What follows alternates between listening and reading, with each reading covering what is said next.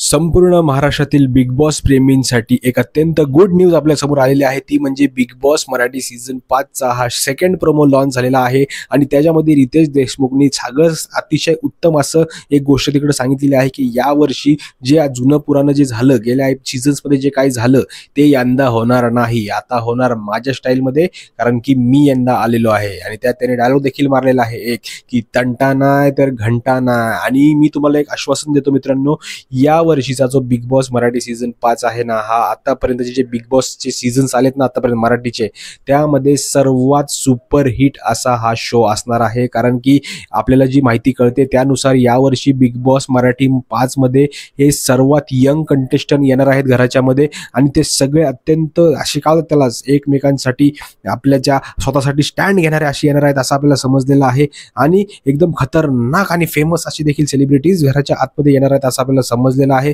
तर मित्रांनो, आता फायनली प्रोमो देखील आलेला आहे। फक्त एकच मला खंत वाटते ती म्हणजे यांनी या प्रोमो मध्ये देखील डेट अनाउन्स केलेली नाहीये। तर इथून पुढे समजून जा की हा सेकंड प्रोमो मध्ये डेट अनाउन्स झालेली नाहीये, याचा अर्थ मिनिमम पुढचे 15 ते 20 दिवस बिग बॉस मराठी 5 हा येणार नाहीये। हा 15 ते 20 दिवसांमध्येच येणार, पण 15 ते 20 दिवसांमध्ये सुरू होणार म्हणजे होणार। आता ती तारीख त्याच्या आसपास कुठला सॅटर्डे संडे येतोय हे बघणं खूप इंटरेस्टिंग राहणार आहे। आणि यावर्षीची थीम देखील काय असणार आहे ते देखील इंटरेस्टिंग आहे, कारण की यंदा होणार कल्ला असं त्याच्यामध्ये टॅगलाईन दिलेली आहे की। आणि सगळ्या खाली जे कमेंट्स वगैरे जे आले होते ना, शिवनी तिकडे कमेंट केला होता, तिकडे अजून जे काही गेले एक्स कंटेस्टंट तिकडे होते ना, त्या सगळ्यांनी त्या पोस्टच्या खाली कमेंट केला आहे की यंदा होणार कल्ला। याचा अर्थ थीम काही ना काहीतरी अशीच रांगडी, एकदम रानटी आणि एकदम अशी खतरनाक अशी तिथे थीम असणार आहे असंच आपल्याला ह्या प्रोमोमधून समजतंय। कारण की यंदा सगळे यंगस्टर्स हे बिग बॉस मराठी सीझन 5 च्या घरामध्ये असणार आहे। तर हे बघणं खूपच जास्त इंटरेस्टिंग आहे मित्रांनो। तुम्ही आपल्या चॅनलला सबस्क्राईब केलं नसेल तर सबस्क्राईब करा, कारण की तुमचं एक एक सबस्क्राईब